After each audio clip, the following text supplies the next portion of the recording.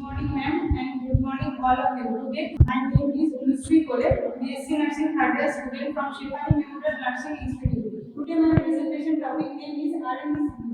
মানে RNDCP full form টা হচ্ছে National Revised Tuberculosis Control Program. National Revised Tuberculosis Control Program টা 1996 এ প্রথম চালু হয়েছিল। কারণ 1962 তে আমাদের সবথেকে বেশি পরিমাণে টিউবারকুলোসিসটা আমাদের ইন্ডিয়াতে ছড়িয়েছিল। তো সেক্ষেত্রে এনটিসিপি একটা প্রোগ্রাম চালু করেছিল এই টিউবারকুলোসিসটাকে কন্ট্রোল করার জন্য, কিন্তু 1962 তে এই প্রোগ্রামটা ঠিকমতো সফল হয়নি। তার জন্য আবার রিভাইজ ন্যাশনাল টিউবারকুলোসিস কন্ট্রোল প্রোগ্রামটা চালু করেছিল 1997।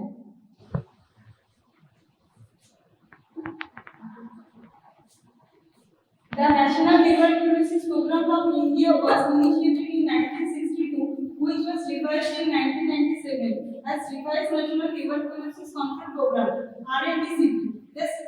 That is who recommended drugs directly observed treatment short course chemotherapy strategy. Country-wise cover was achieved in March 2006. Since inception till December 2016, more than 2 crore patients were initiated on treatment and more than 35 lakh additional lives have been saved.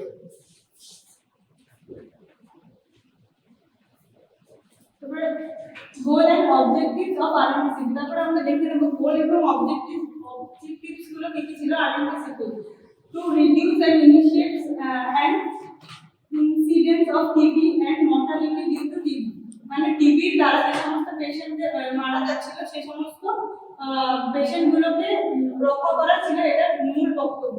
Two prevent further emergencies of drug resistance and effectively manage drug resistance TB cases. মানে TB ড্রাগগুলো ব্যবহার করতে করতে সেই ড্রাগগুলো আমাদের শরীরের উপর resistance হয়ে পড়ছিল। এবার ওই ড্রাগগুলো পরিবর্তে যে আর সাফিশিয়েন্ট যে অন্য ড্রাগ দেওয়া হবে সেটাও দিতে সাহায্য করেছিল এই RNDCP। তবে টু ইমপ্রুভ আউটকামস এবং এইচআইভি ইনফেক্টেড টিবি পেশেন্ট, মানে এইচআইভি হয়েছিল যে সমস্ত টিবি পেশেন্টের এইচআইভি ছিল এবং টিবি ছিল সেই সমস্ত পেশেন্টদেরকে কোপ আপ করতে সাহায্য করেছিল। To improve private sector in health care services, মানে প্রাইভেট সেক্টরগুলোকে ইমপ্রুভ করা হয়েছিল এবং টিবি কেসেস থেকে পেশেন্টদেরকে ছাড়িয়ে নিয়ে আসার জন্য ওদেরকে ইনভলভ করা হয়েছিল গভর্নমেন্ট সেক্টরগুলোর সাথে। তারপরে হচ্ছে TB disease burden in India, মানে 2015 এ টিবি ডিজিজটা কিভাবে সারা দেশের মধ্যে এবং ইন্ডিয়াতে ছড়িয়ে পড়েছিল আর গ্লোবালি কিভাবে ছড়িয়ে পড়েছিল সেটা একটা দেখে নেব। ইনসিডেন্স টিবি কেসেস লাক্স, মানে গ্লোবালি 104 লাখ পিপল আক্রান্ত হয়েছিল 2015 সালে এবং ইন্ডিয়াতে হয়েছিল 28 লাখ পিপল। আর মর্টালিটি অফ টিবি, মানে টিবিতে কতগুলো কত 11.7 লাখ পিপল আক্রান্ত হয়েছিল এবং ইন্ডিয়াতে 1.1 লাখ পিপল ইন্ডিয়াতে শুধুমাত্র আক্রান্ত হয়েছিল। মর্টালিটি অফ এইচআইভি টিবি, মানে এইচআইভি হয়েছিল টিবি হয়েছিল সেক্ষেত্রে মৃত্যুহার কত ছিল 3.9 লাখ পিপল এবং ইন্ডিয়াতে হয়েছিল 37,000 পিপল। এমডিআর টিবিতে গ্লোবালি আক্রান্ত হয়েছিল 4.8 লাখ পিপল এবং ইন্ডিয়াতে আক্রান্ত হয়েছিল 1.3 লাখ পিপল। তারপর achievements of RNDCP. Although that India is the highest TB burden country in the world, and achievements of RNDCP cannot be denied. মানে RNDCP এর আন্ডারে টিবিটা কন্ট্রোল করার জন্য মেন ফিচারস তৈরি হয়েছিল। তো ইন্ডিয়া ছিল আমাদের সবথেকে বেশি পরিমাণে টিবিতে আক্রান্ত দেশ, সেটা কখনো RNDCP ডিনাই করতে পারবে না। The incidence of TB has come down from 300 lakh populations in 2017 A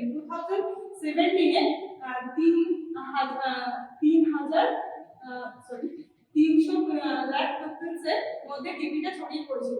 RNDCP has treated more than 19 million TB patients under drugs, মানে RNDCP 19 মিলিয়ন টিবি পেশেন্টদেরকে ট্রিটমেন্ট দিয়েছিল ড্রাগস এর আন্ডারে। and 14.2 lakhs TB cases in the year. সেই বছরে 14.2 lakhs TB cases পাওয়া গেছিল। During the last 5 years, 1.3 million deaths have been prevented, and the nationals of all TB cases has been mandatory. তারপরে আমরা দেখে নেব অর্গানাইজেশন ফর আরএনডিসিপি। আরএনডিসিপি কি কি অর্গানাইজেশন করেছিল? আরএনডিসিপি কি কি অর্গানাইজেশন গুলো করেছিল? একটা করেছিল সেন্ট্রাল টিবি ডিভিশন। ফার্স্টে সেন্ট্রালি একটা টিবি ডিভিশন তৈরি করা হয়েছিল, যেটা কার আন্ডারে ছিল? সেটা ছিল ডাইরেক্টর জেনারেল, আর একটা হচ্ছে হেলথ সুপারভাইজারের আন্ডারে ছিল। তারপর হচ্ছে state TB cell. State TB সেলটা কার আন্ডারে ছিল? এসকিউ ছিল, তার মধ্যে ডেপুটি এসকিউ ছিল এবং মেডিকেল অফিসারের আন্ডারে এটা ছিল। তারপরে হচ্ছে district TB centre. District wise যে টিবি সেন্টারগুলো তৈরি করা হয়েছিল, সেই ডিস্ট্রিক্ট টিবি সেন্টারটা কাদের আন্ডারে ছিল? ডিটিও ছিল, মেডিকেল অফিসার ছিল এবং ডিইওর আন্ডারে ছিল। তারপর টিউবারকিউলোসিস ইউনিট, একটা টিউবারকিউলোসিস ইউনিটও চালু করা হয়েছিল, যেটা মেডিকেল অফিসার টিউবারকিউলোসিস কন্ট্রোলের আন্ডারে চালু করা হয়েছিল। এবং এসটিএলএস, সিনিয়র টিউবারকিউলোসিস ল্যাবরেটরি সুপারভাইজার এবং সিনিয়র টিউবারকিউলোসিস সুপারভাইজারের আন্ডারে তৈরি করা হয়েছিল টিউবারকিউলোসিস ইউনিটটা। তারপর হচ্ছে মাইক্রোস্কোপি সেন্টার। একটা মাইক্রোস্কোপি সেন্টার তৈরি করা হয়েছিল, যেটা কি টিবি টা কোন কোন পেশেন্টদেরকে হয়েছে স্পুটাম টেস্টের মাধ্যমে যে আমরা টিবি এক্সামিনেশন যেগুলো পরীক্ষা করি, সেটা জানার জন্য মাইক্রোস্কোপি সেন্টার তৈরি করা হয়েছিল। সেটা কাদের আন্ডারে তৈরি করা হয়েছিল? মেডিকেল অফিসারের আন্ডারে তৈরি করা হয়েছিল এবং একটা ল্যাব টেকনিশিয়ানও সেখানে ছিল। এই পুরো প্রসিডিওরটাই আমাদের ডট সেন্টারস এর আন্ডারে তৈরি করা হয়েছিল। ডট হচ্ছে directly observe treatment chemotherapy, short course chemotherapy. তারপরে হচ্ছে ফাংশনিং এন্ড আউটকাম, মানে এইটার পরে যে আমরা কি কি আউটকামস পেয়েছিলাম সেটা একটা দেখে নেব।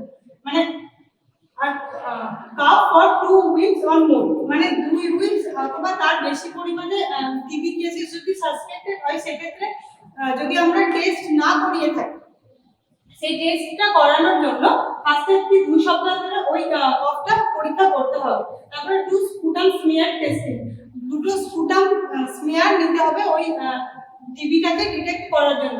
ফার্স্টে একটা ক্ষেত্রে কি হতে পারে 1 or 2 পজিটিভ, যদি একটা স্মিয়ার অথবা দুটো স্মিয়ারই পজিটিভ হয়, সেক্ষেত্রে স্মিয়ারটা পজিটিভ আসবে। তাহলে স্মিয়ারটা পজিটিভ হলে অ্যান্টি টিবি ট্রিটমেন্ট করবো আমরা। সেক্ষেত্রে অ্যান্টি টিবি ট্রিটমেন্ট মানে যে সমস্ত ড্রাগগুলো টিবির ক্ষেত্রে দেওয়া হয়ে থাকে, সেই ড্রাগগুলোকে দেব। তারপরে যদি দুটো স্মিয়ারই নেগেটিভ হয়, তাহলে ওটা হচ্ছে অ্যান্টিবায়োটিক্স চলবে, ওটা 10 থেকে 14 ডেজ। তারপরে স্মিয়ার প্রেজেন্ট আর স্মিয়ার টু স্মিয়ার এক্সামিনেশন, আবার দ্বিতীয়বার করে দুটো স্মিয়ার এক্সামিনেশন করব। যদি একটা স্মিয়ার নেগেটিভ আসে, সেক্ষেত্রে আমরা এক্সরে করে আবার প্রপার ভাবে ডায়াগনোসিস করব যে সত্যি স্মিয়ারটা নেগেটিভ এসেছে। আর যদি ওই নেগেটিভ স্মিয়ারটার ক্ষেত্রে টিবি নেগেটিভ বলবো। আবার যদি স্মিয়ারটা পজিটিভ আসে, তাহলে সেক্ষেত্রে স্মিয়ারটা মানে স্মিয়ারটা পজিটিভ হলে আমরা সেটা টিবি কেসেস ডিটেক্ট করব এবং সেই পেশেন্টের ক্ষেত্রে অ্যান্টি টিবি ট্রিটমেন্টটা দেব। শর্ট কোর্স কেমোথেরাপি, যেটা আন্ডারে আরএনডিসিপিটা কাজ করেছিল, টিবি পেশেন্টগুলোকে ডিটেক্ট করতে, টিবি পেশেন্টদেরকে সেই টিবিটাকে মুক্ত করতে। তাহলে who recommended the special strategy of RNDCP? DOTS, directly observed treatment short course chemotherapy, was launched in the country in March 1997. এটা 1997 এ চালু করা হয়েছিল। It has followed their features. Appropriate thoughts এবং আইডিয়া, এই টিবিটা সম্পর্কে আমাদের কি appropriate thoughts এবং আইডিয়া থাকতে হবে। যারা হেলথ কেয়ার সেক্টরে কাজ করছে, তাদের টিবিটা সম্পর্কে প্রপার নলেজ থাকতে হবে। তারপরে যে supervisors and encouragement of health workers and services, মানে হেলথ ওয়ার্কার্স এবং সার্ভিসেস যারা সার্ভিস প্রোভাইড করবে, তাদেরকে আমাদের কি করতে হবে? এনকারেজ করতে হবে, যাতে টিবি পেশেন্টদের টিবি আর সম্পর্কে তারাও জানতে জানে এবং পেশেন্টদেরকে সঠিকভাবে ট্রিটমেন্ট দিয়ে তাদেরকে কোপা করে ফিরিয়ে নিয়ে আসতে পারে। তারপরে হচ্ছে monitoring the level of disease through health services, মানে হেলথ সার্ভিসেস এর আন্ডারে আমাদেরকে এটা দেখতে হবে এবং মনিটর করতে হবে যে টিবি ডিজিজটা কতটা ছড়িয়েছে, কতটা আমরা ট্রিটমেন্ট দিতে পারবো।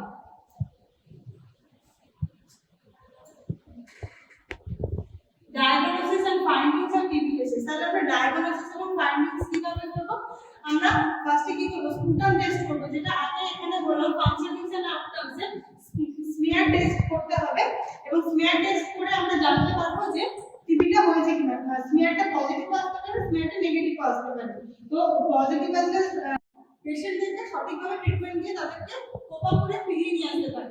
তারপরে হচ্ছে monitoring the level of disease through health services, মানে হেলথ সার্ভিসেস এর আন্ডারে আমাদেরকে এটা দেখতে হবে এবং মনিটর করতে হবে যে টিবি ডিজিজটা কতটা ছড়িয়েছে, কতটা আমরা ট্রিটমেন্ট দিতে পারবো।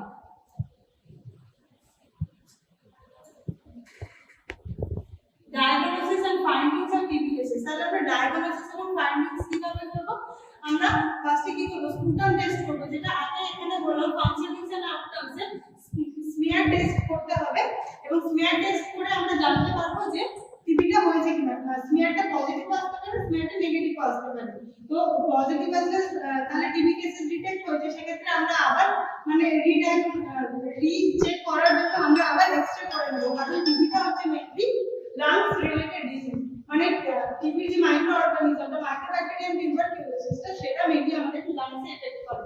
তারপর ট্রিটমেন্ট এন্ড সার্ভিসেস, তাহলে ট্রিটমেন্ট এন্ড সার্ভিসেস এর মধ্যে আমরা কি কি টিবি যে অ্যান্টিবায়োটিক দেব, তারপরে হচ্ছে অ্যান্টি টিবি ট্রিটমেন্ট দেব, সেই সমস্ত ট্রিটমেন্টগুলো আমরা পেশেন্টদেরকে প্রোভাইড করব। Daily regiment for drug sensitive TB, মানে আমাদের যে ড্রাগ সেনসিটিভ টিবি আছে সেই সমস্ত টিবি পেশেন্টগুলোকে ডেইলি রেজিমেন্টের হিসেবে ড্রাগস দিতে হবে। তারপর features of daily regimens and treatment strategies, MDR TB management, টিবিটাকে ম্যানেজমেন্ট, টিবি পেশেন্টদেরকে কিভাবে ম্যানেজমেন্ট করতে হবে জানতে হবে। তারপর introduction of newer anti TB drug যেটা কুইনারাইন, TB surveillance, RNTTB has enhanced its surveillance system. It has been made notifiable district in 2012. So, GOI order the RNTTB is moved from notification and treatment of notification as diagnosis. Then Nikasi একটা platform তৈরি করা হয়েছিল, যেটা হচ্ছে information communication টেকনোলজির আন্ডারে নিকাশি একটা প্ল্যাটফর্ম তৈরি করা হয়েছিল, যেটার দ্বারা কি আমরা এটা গ্যাদার করতে পারবো যে কমিউনিটি এলাকাতে কতটা পরিমাণে টিবি ছড়িয়েছে এবং আমরা সেই কমিউনিকেশন টেকনোলজির মাধ্যমে ওই ইনফরমেশনটা গ্যাদার করে ওই পেশেন্টদেরকে ট্রিটমেন্ট প্রোভাইড করতে পারবো। তারপরে world vision India CFATM, World Vision as one of the principal recipients of GFATM has launched project Akshya in April 2010 in 74 districts of 8 states of India as an initiative engaged the vulnerable communities of TB care and treatment. মানে 2010 সালে 74টা ডিস্ট্রিক্টে 8টা স্টেটে ইন্ডিয়াতে TB কেসকে detect করা সম্ভব হয়েছিল এবং সেক্ষেত্রে ট্রিটমেন্টটা প্রোভাইড করা সম্ভব হয়েছিল। দেন national strategic plan 2017 to 2025, the national strategic plan 2017 to 2025 elimination of TB has been repeated as 3 years post plan and 8 year strategic document. As per TB India 2017 AOA FW and main features of HSP National Strategic Plan 2017 to 2018 এর মধ্যে কি ছিল? The HSP proposed bold strategies to rapidly decline TB incidence and mortality in India by 2050, 5-year achieve of the global aim. মানে 2025 সালে আমরা টিবিটাকে সঠিকভাবে পুরোপুরিভাবে যাতে আমাদের ইন্ডিয়া থেকে এবং গ্লোবালি টিবি কেসেসগুলোকে মুছে দিতে পারি, সেক্ষেত্রে আমাদেরকে নজর দিতে হবে। TB treatment and DGS to attain the vision of a TB free India. আমাদের লক্ষ্য কি? টিবি ফ্রি ইন্ডিয়াটাকে টিবি ফ্রি ইন্ডিয়া করা।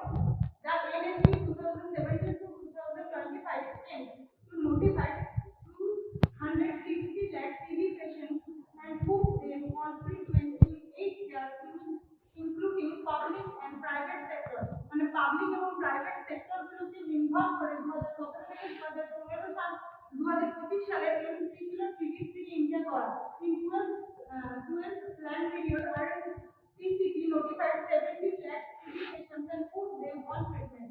মানে RNTCP যে 12 year প্ল্যানটা তৈরি করছিল সেখানে যে 70 লাখ টিবি পেশেন্টদেরকে ট্রিটমেন্ট দেওয়া সম্ভব হয়েছিল। তাহলে আমরা কি কি এতক্ষণ আলোচনা করলাম ইন্ট্রোডাকশন, ডেফিনেশন, তারপর অবজেক্টিভস এন্ড ফাংশন, তারপর অর্গানাইজেশন গুলো RNTCP কি কি করেছিল, তারপরে ফাংশনিংস এন্ড আউটকামস আমরা কিভাবে চেক করব, যে টিবি পেশেন্ট হয়েছে সেদের তাদেরকে কিভাবে ডিটেক্ট করব সেই স্মিয়ার টেস্টের মাধ্যমে সেগুলো জানলাম। তারপরে গোল এন্ড অবজেক্টিভস জানলাম। তারপরে TB disease burden in India, টিবিটা কিভাবে ইন্ডিয়াতে বেড়ে গেছিল এবং গ্লোবালি কিভাবে বেড়ে গেছিল সেটা জানলাম। তারপরে অ্যাচিভমেন্ট, RNTCP যে প্রোগ্রামটা চালু করা হয়েছিল টু এর আন্ডারে সেই RNTCP কি কি অ্যাচিভমেন্ট করতে পেরেছিল সেগুলো জানতে পারলাম। তারপরে অর্গানাইজেশন অফ RNTCP, অর্গানাইজেশন জানতে পারলাম।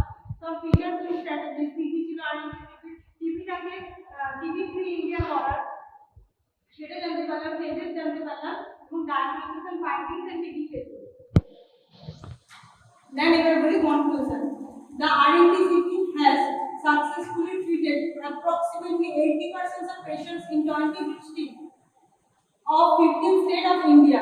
মানে 20টা ডিস্ট্রিক্টের 15টা স্টেটে 80% টিবি পেশেন্টদেরকে সঠিকভাবে ট্রিটমেন্ট দেওয়া সম্ভব হয়েছিল এবং সে 80% টিবি পেশেন্টরা সেখান থেকে কোপ আপ করে কিওর হয়ে বেরিয়ে আসতে সুযোগ পেয়েছিল।